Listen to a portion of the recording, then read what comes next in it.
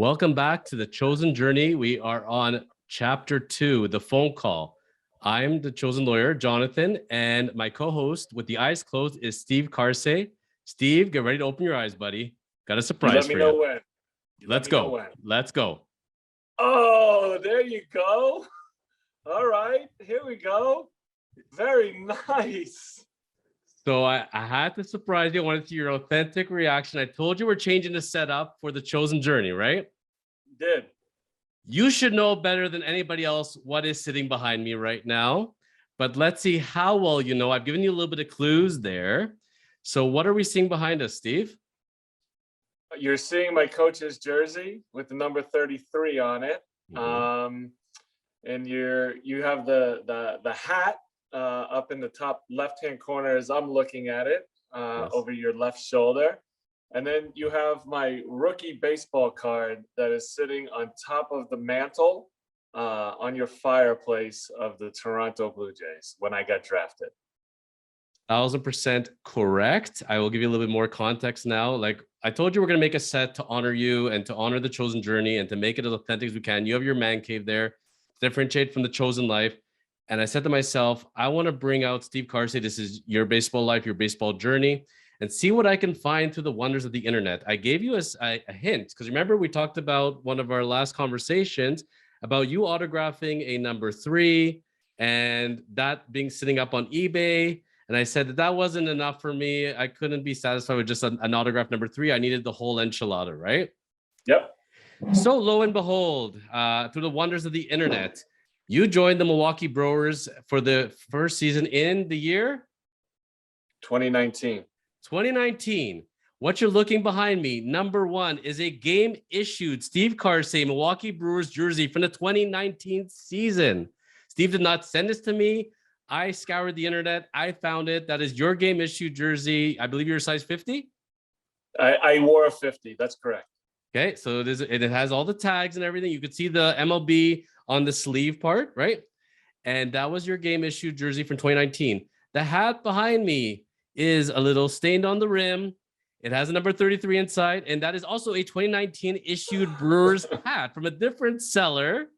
So I put together this Frankenstein ensemble because it's not, I don't think that's the hat that matches the jersey at the time because you use alternate jerseys, right? That's correct. That not is actually the correct hat for the jersey, but you wore both of those in your rookie coaching season, and they are displayed proudly behind me as we go through the journey. Excellent. I gotta tell you, I've always been a big Brewers fan. I've always loved the ball and glove symbol. And I never really understood it till an adult as to what that symbol actually meant. And then when I saw those, I said, this is too good to be true. So I didn't have a paper holder. So we're going to use a kettlebell because, you know, we're pumping irons while we're doing this. And there we go, Steve. Every episode we get to see you and what you wore, man. Well, I am very flattered that you went out of your way to go out and search and find a couple of items that I wore in my rookie season as a coach. I thought it was pretty meaningful also because what I was able to find was coaching gear, not players gear. And the fact that it was the Brewers, and I felt it fits so well into what we're doing here. And when I told you that I have a surprise for you, and I told you that we're going to be doing the set a little different, what were you expecting at the time? Or were you expecting anything? I was expecting something. I didn't know exactly where you were going with it, but I actually thought there was going to be some type of form behind you with the words "The Chosen Journey" on it, with some different symbols of Major League Baseball, kind of what they use like when the manager talks and there's a sign behind them when they do interviews. That's what I thought it was going to be. I did debate it, and I did debate making one of those pop-up signs, and I said, but it's the real McCoy, man. This was your stuff, you know? And I felt it just had more meaning because it was Steve's stuff. And it just, that I had to go there. I mean, I always look at John Smoltz there and Kerry Wood behind you when we're going. Yeah. So now we got to have the Steve gear over here. And I got to tell you, it was always one of my favorite baseball cards ever. The one of you tossing the ball up in the air. Yes, it was 30 years ago, but that's when cards were a lot more prominent and there was a lot more card companies that were doing that. Obviously, with the internet and things in that aspect, the card companies have kind of diminished a little bit, but there's still some out there. Well, it's interesting because another company took over Topps. They're trying to remember now the name of the new company, and I'd like to say like it's Fanatics. I think it's Fanatics, but I'd have to look it up. And they got the exclusivity to MLB and as well as other sports. And so they made a deal with Topps. They ended up buying out Topps, and so the whole card game is going to be evolving as well as we're going to go along. So Topps will still be in the picture, but through another company. Do you recall taking that picture at the time? Yeah, I recall it was in Dunedin, Florida. It was at the minor league complex, and what I remember the most about it. And if you look at the card behind you, I don't know if anybody who's watching this can see that because it's kind of far away. But I have a home jersey on, yes. And then you look at the pants, and the pants are gray. So they never noticed that. They didn't crop it far enough to where it was a full white jersey. So the card has a white jersey of the Blue Jays with gray pants. Oh my Lord, he's right. That's awful. I never noticed that. I've always been small details. I've always been captivated by the smile. I love the upper deck. It's a clean look, and the whole tossing the ball thing. But I never noticed the gray pants. See, it's amazing. We start off with one topic, Steve, and I have like a lifetime of questions I want to ask you. And I feel like we're constantly putting this in a blender. And we're starting off with one thing and we're going off to another tangent. But over the months and years, we're going to get through all this stuff, all those little kind of details. And for all you Steve Karsay fans, I tell you, I've looked at this card hundreds if not thousands of times, and I never noticed that. So thank you for pointing that out. Not a problem. There's another card of you that I noticed on the internet, which I was debating on, and I'll still get it at some point. There's one of you batting in the Oakland A's jersey. Do you remember that one? Yeah, it's one of my favorite cards, to be quite honest with you. Did we miss something here? But why is a batter? Why did they put you in there? Just for fun? That's a great question. Whoever took the picture just must have liked the picture and maybe wanted to do something a little bit different. Put a pitcher in there. I was starting at the time, so it was in a spring training game, and I was able to get a couple at bats at that particular time. So it was just a picture that I think they took and decided to use. It's a great shot. I was admiring it, and it's a gold card, I believe. But this one here will always be my sentimental favorite Steve Karsay card. And I was saying, as I'm going to put cards up, we had to start with this baby. This was always the bad boy, and this was the one. If you grew up in Toronto and you were big into the card area, this was the card to have. 1990. That is correct. 1990. And then, of course, you had to pick one of my favorite jerseys. I loved when the Brewers introduced that jersey, and with the lettering and the sharp blue, and I just thought it was a great jersey. And I thought to myself, out of all the jerseys that I could possibly acquire here, they found one of my favorite ones, and the way the lettering worked. So fate had it, man. It was just a beautiful jersey, and I'm glad that folks will be able to look at this thing till the end of time when we're taping these. It's the overlay, like when we actually record, right? We have like our overlay, the computer graphics that people see us, and you have to look closely. It's one thing I'll bring up because you mentioned as far as like the background. We don't see it when you and I are recording, but when people watch us, they see it. Mm-hmm. Picked one of our favorite stadiums, right? Being Yankee Stadium. Yeah, it is. It's a tremendous stadium. Obviously, they have the new Yankee Stadium that they built after knocking the old one down, which really is truly sentimental to me. Growing up in New York City, being able to go to games at Old Yankee Stadium. Very fortunate enough to play at Old Yankee Stadium with all the history that was developed there, with Ruth and Gehrig and Mantle and just so many that we just can't even name them all that had played on that stadium, and was able to step on the mound and walk in the outfield and kind of just trek over the steps of the great New York Yankee baseball players over the years. And that's where so to be clear, as we mentioned it, but I'll mention again, Steve, you're the one who picked the name for our documentary series. I wanted to call it the Steve Karsay Baseball Journey, the Steve Karsay Baseball Journey. You wanted to call it the Chosen Journey to be able to encompass for everybody their journeys and to hear your story and for them to be inspired for their stories.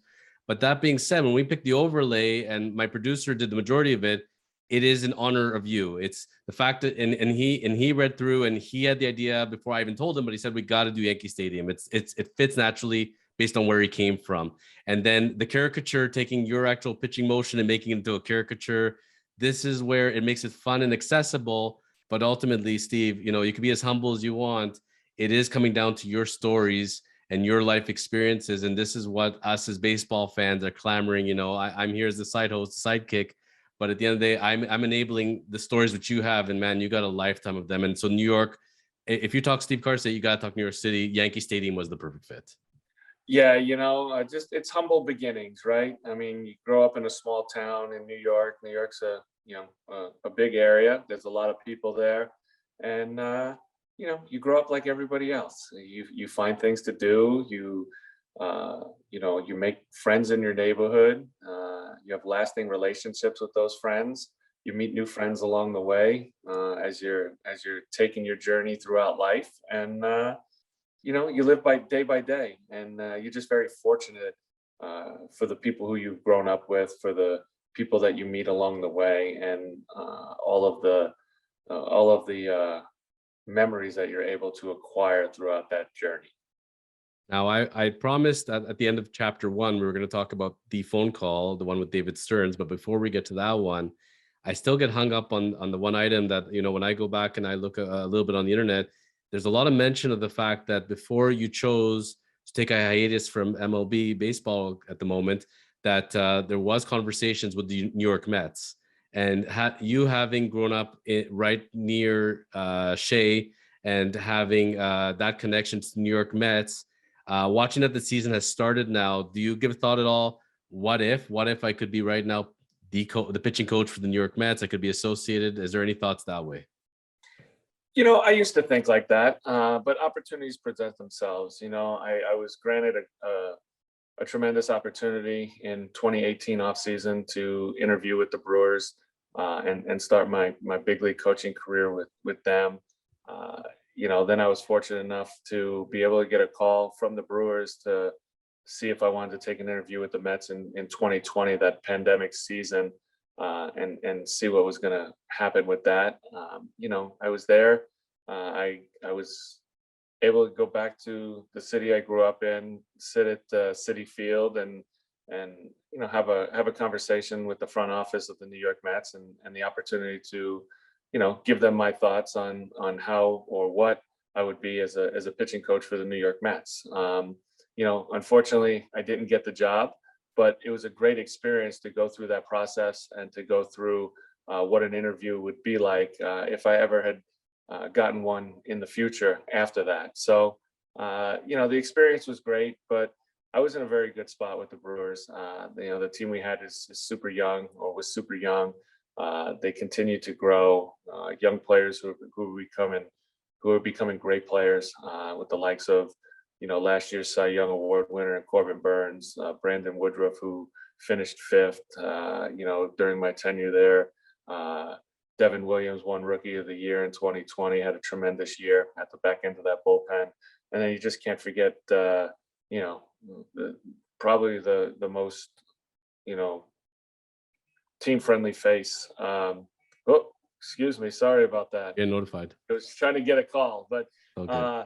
And the team-friendly face in Josh Hader, who has continuously grown as a player, grown as a young man, and is one of the best closers, if not the best closer in all of baseball. So the group that we had there, Freddie Peralta, another young and upcoming guy, and then the guys who fill in, like a Brad Boxberger and Adrian Hauser and an Eric Lauer. I mean, these guys are tremendous talents, and they're carving out their journey, or they're carving out their career, as we speak. And it's a tremendous honor to not have only coached them, but now to continue to watch them as their career continues to unfold and become who they are. Well, if you think about it now, you're saying the timeline. So it was the offseason of 2020 that you spoke to the Mets? That's correct. So you would have been, so if you had gotten the gig, you would have been for the 2021 season. I apologize. I'm a year ahead of myself. I got it in the off season of my first year with them. That was 2019 off season in December, I took the interview. So my first year would have been the pandemic year The 2020 year. of 2020. Yes. If I had gotten the job, that's correct. Yes, I was Yes. 1 year too I late. wasn't sure. I knew we were in that basis about a year or so. So, I mean, a couple of things come to mind. Firstly, I mean, obviously, you and I talk about this. Everything happens for a reason. The universe calls to us, and there's a reason why. There's a reason why you had to be in Milwaukee, as far as why you were there, why you were not in New York. If you think about it, if things had transpired and during the pandemic year with family and everything else, what that would have been like, and having to go away from your home and that gig. So, and you already had the familiarity of having been in Milwaukee. So obviously everything happens for a reason. It's just, I look at it and you got to know that having had at least the interview part of it, if there's any place for you to interview, that would have been it. It just fate would have been, of course, it has to be the Mets out of everybody. Of course. You sit back and you think about it, and you go back, you grow 5 minutes from Shea Stadium. Yeah.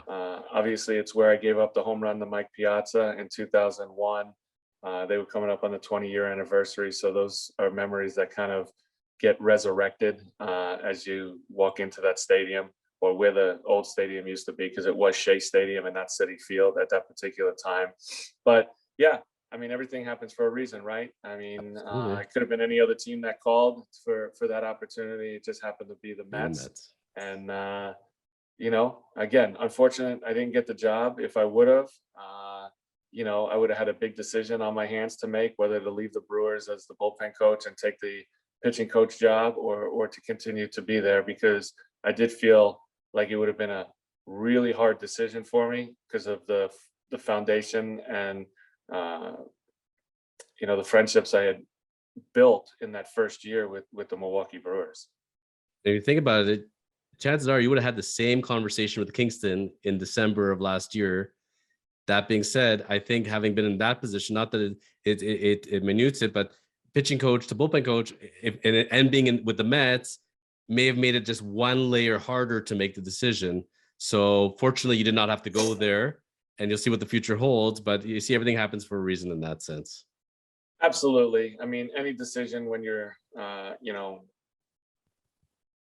debating whether to walk away for your family or to continue to coach because that's what you love to do and that is your passion, as what anybody's passion would be, to walk away from something that you love is really hard, but there has to be right reasons to do that. And, if it's not family, what is it? And that was the most important driving point of the decision I made. If you can walk us through then, Steve, what that phone call was like. We were alluding to it back in the last chapter, but so how does one go about making a phone call to Mr. Stearns? Like, do you have like a script written now? Do you debate on it? Do you just pick up the phone and do it? How did it go for you? You just pick up the phone and do it. Obviously, just like a Band-Aid. That's right. Over the past week leading up to that decision, there was a lot of sleepless nights. There was a lot of conversation, and then ultimately understanding that that's the path and the road that I wanted to take. I text both David and Matt Arnold, who's the president of baseball operations, and the assistant and the GM, on a text asking if they had a few minutes to talk.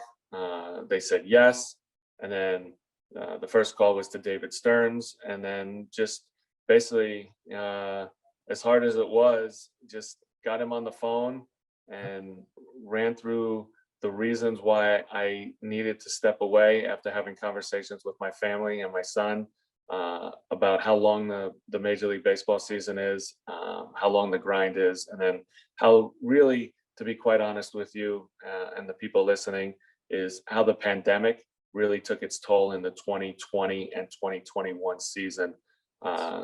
Just for a little insight, a baseball season runs from, mid-February, where spring training starts, all the way through the end of September, and sometimes into the month of October, if you're fortunate enough, like I was the last 3 years with the Brewers in 19, 20, and 21, to make the playoffs.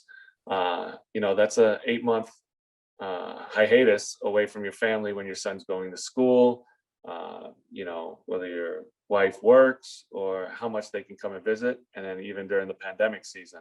So that really laid the foundation of only being able to see my family physically see my family 30 days out of those 6 months that I was away, you know, during the season, traveling from city to city and doing that. They come out and they're able to get to places as much as they can. But again, with the pandemic and all of the testing and all of the rules and regulations that were put in place in 2020, especially 2020 carried over a little bit. And some have lightened up in the 2022 season after talking to a few people that are still coaching. But that was the reason of the decision. And I just let David Stern know that. It was a very emotional conversation with David on my part. And he understood and was really respectful of why I was making that decision. And then I went on and talked to the general manager. Then I talked to Craig Counsell and started calling everybody within the organization, on the coaching staff and players that I felt needed to know why I was not coming back. How long was the conversation with David? Would you I would say the conversation lasted with David for about 10 minutes. He asked me some questions if there was anything possibly that would change my mind or that the organization may have done better. And obviously there wasn't. It's a tremendous organization with questions asked, great questions, with tremendous people in it. I mean, it again came down to having the understanding of I needed to be a dad. I needed to be home more with my family. And I felt like I needed to not miss the years between 11 and 14 or 16 with my son, which you just can't get back. I think people need to understand that a little bit. We all need to make a living. We all need to work. But to be able to grow and spend that time with your family and with your son or your daughter or whoever it may be, it's time that you can never replace and you can never get back. And I've done this for a very long time with playing and coaching, and they've given up so much for me over 10 years of my coaching career in the minor leagues and in the big leagues that I felt it was time for me to give up a little bit of what I love to do to spend more time with them and have the relationships that I felt were so important. 3 questions come to mind, rapid fire. Number 1, did you speak to Mark, the owner? I did not. Okay, I wasn't sure. How do you pronounce his last name? Anastasio? Anastasio. Oh, not even close. Sorry, my Greek is not the best. It's all right. I wasn't sure if you would reach out or he reached out, but busy guy, I'm sure. And how often, did you in the 3 years you were there, did you interact with him much? A ton. He's always at the stadium. Comes in the coach's room. Loves to talk baseball. Understands the game. Him and his wife, and are very involved in not only the baseball team but the community in Milwaukee. So he's a tremendous owner who has a very good understanding of relationships and understands what family is all about.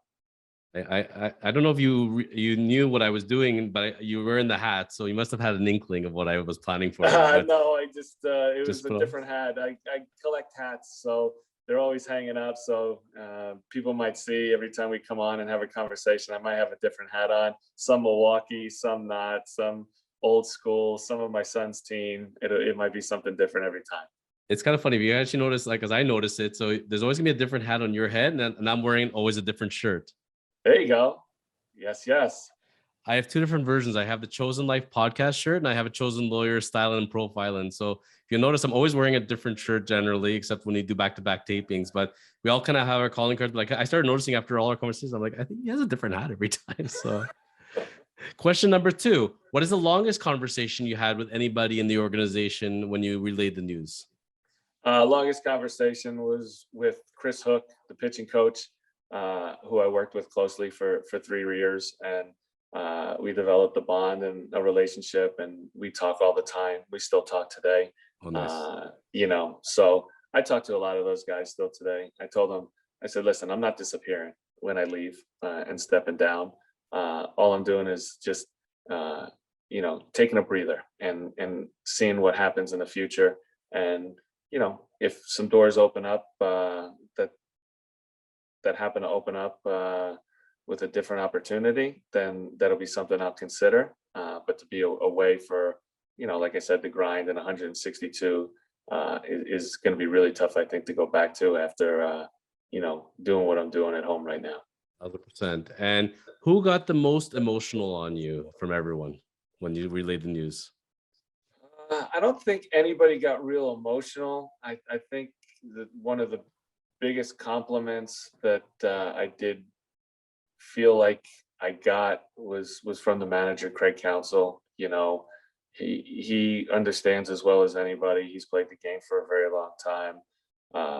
He's fortunate enough to live in Milwaukee, to manage in Milwaukee, and be home for the majority of the time. So he's got the best of both worlds. But one thing that will always stick with me that he told me in our conversation, and there was many things we talked about in the conversation, but this is the one that really sticks out, is he hears a lot that guys who are coaching are going to step away for their families, but the truth is how many actually do it isn't a lot. So he really respected my decision in what I was doing, even though it was going to be, hard to, even though I would be missed, it was the right decision. And that's where on the chosen journey, one of the things we agreed upon was we're not going to be doing like a traditional format. We're not going to say from the time Steve was born to the time Steve got here, how was we? No, we're starting at the end. We'll go to the beginning. We'll go to the middle. You never know. We're going to go even next chapter. I have a plan. You don't know what the next chapter is going to be. Don't. And that's what makes it so much fun, is that literally can be something different. And we're just taking your life, kind of putting it in a blender, and we'll see what pulls out. Before wrapping up this chapter, a couple of items. Firstly, I wanted to throw in, like we talked about, some interesting. It's not a traditional documentary in the sense it's just your journey. We're going to be talking about what's happening in Major League Baseball today and bring out different aspects. One of the things is because of your Toronto connection, it's going to come up inevitably. Just because there is a kinship with you in Toronto, is a talk about Vladdy Jr. right now, and Yes. he's a talk of baseball, and he had a good time in your stadium there the other night. He did. What a tremendous player Vladdy Guerrero Jr. is. I was fortunate enough to play against his dad and face his dad a few times. Yes. And he's definitely a chip off the old block. The way he swings, the way he is able to, have discipline in the strike zone, and show off the talents of what he has. It's really fun to watch young players like him grow up in the game and become stars, and understand, where they came from and maybe who taught them along the way. So something that you'll relate to, I think, pretty well with this, the talk of Vladdy Jr. was, Alex Anthopoulos was going to his home and speaking to the parent, all the legwork and scouting and getting him on board. Highly touted prospect. And the second he comes to the show, why is he not hitting 80 home runs immediately? It's a funny thing in this game. They build you up. If you don't deliver that second, all of a sudden, the luster can go a bit. And it's amazing to see him right now showing he hasn't been there that long. He was highly touted. And yeah, the proof is in the pudding, folks. It's obviously there, but we're a game. Baseball is not a game that can be very patient, and especially, it's funny because I remember back in the day when Wade Boggs was in the minors, Yeah. and this game today, Wade Boggs will not be in the minors for 5 years. Wade Boggs will be in right now. And it's the way I think the way the monies work and the whole system works, you need immediate gratification. And it's amazing to see this is someone who's highly touted, can't miss, and he's not missing. I pulled up his stats quickly just to kind of put it in perspective right now. So 10 games, 5 home runs, 10 RBIs, 289 average, OPS over 1. At this point, he's on pace for 80 home runs, 160 RBIs. We know it's probably not going to happen. We love to say these stats after 2 weeks, right? 3 weeks. Yep. But incredible to see, as a lover of baseball, these kind of stories, right? No doubt. It's a process with any player, especially a young player who doesn't have the experience of the big leagues. It takes a little while to get acclimated. It takes a little while to get comfortable in your surroundings. It takes a while for a young player to understand of what 162 games entails with preparation, keeping your body right, feeling good as best you can on a daily basis, and what routine that they can build along the way.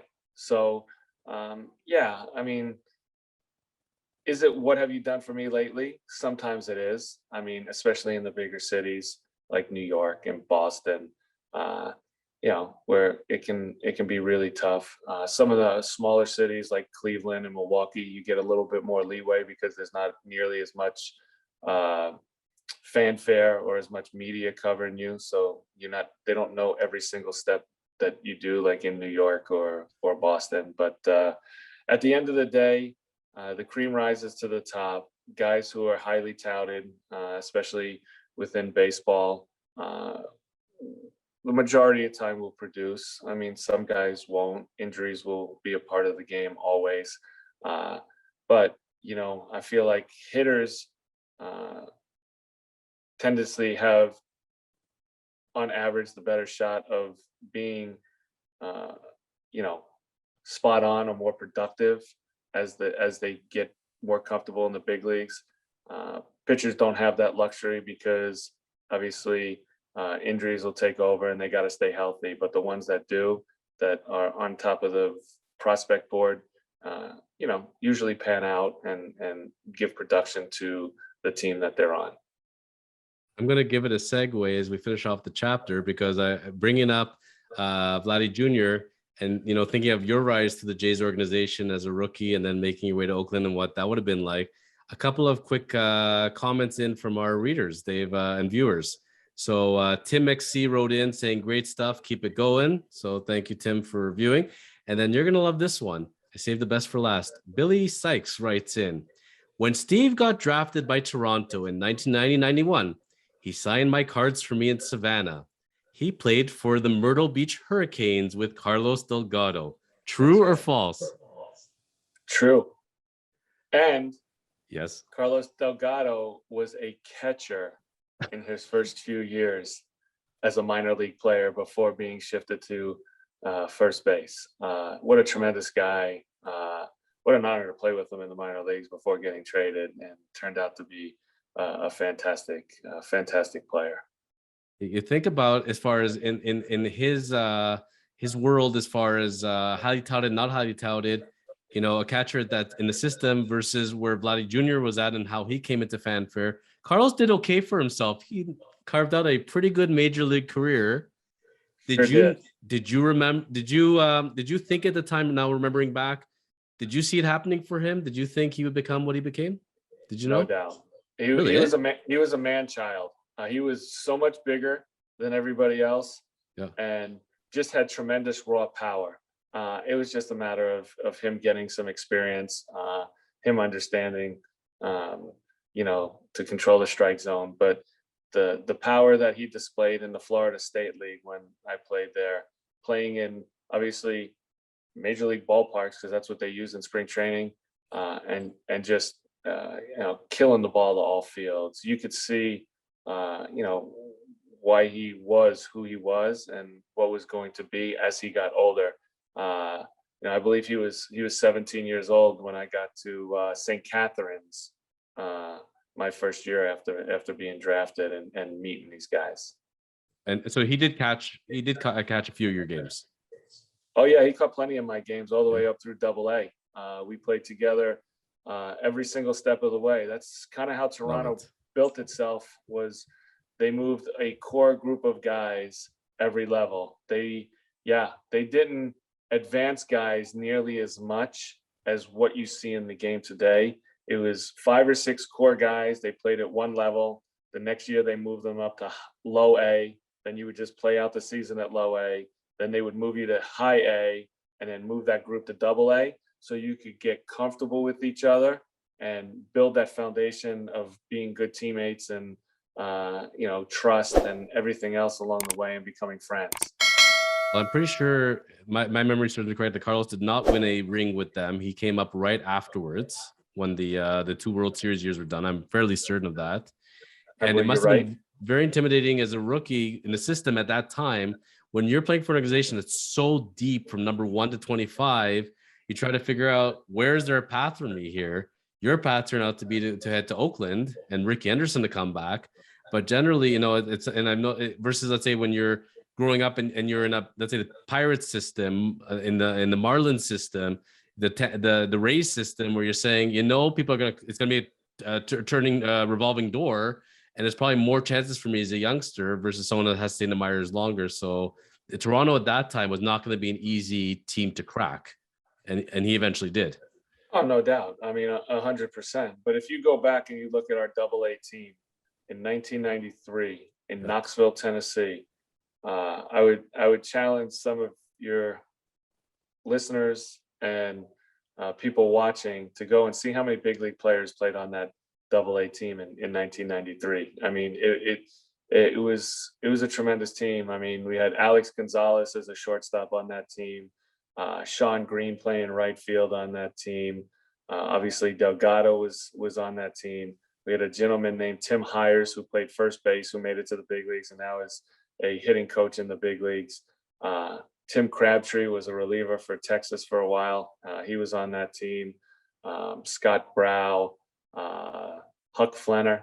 There was a lot of players on that Double-A team that was super talented and got to the big leagues. And that's just a credit at the time to, the scouting department of the Toronto Blue Jays to be able to go out and find these players and acquire them within their organization through the draft or free agency, in the Latin countries.